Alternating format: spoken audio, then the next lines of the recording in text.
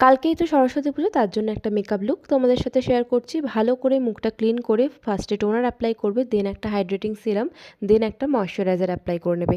তারপরে যে কোনো একটা প্রাইমার অ্যাপ্লাই করে নেবে।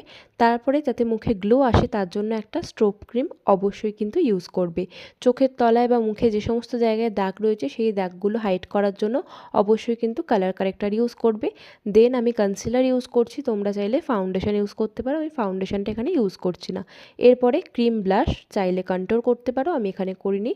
হওয়ার পরে ভালো করে পাউডার দিয়ে মেকআপটা সেট করে নেবে।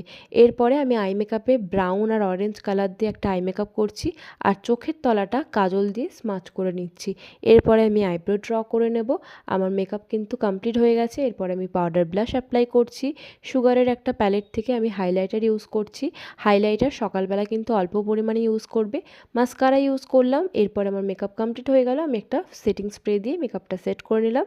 দেন আমি লিপস্টিক পরে নিলাম। এরপরে আমার ড্রেসটা পরে নিয়েছি, আমি এই কালারের শাড়িটা পরছি, তার সাথে এই জুয়েলারিগুলো ক্যারি করে এই আমার লুকটা এসছে। তোমরা জানিও আমাকে কেমন লাগছে। যদি ভালো লেগে থাকে অবশ্যই লাইক, কমেন্ট, শেয়ার এবং সাবস্ক্রাইব করে দিও। আজকের জন্য ভিডিওটা এইটুকুই। ভালো লাগলে অবশ্যই কিন্তু লাইক করো। টাটা।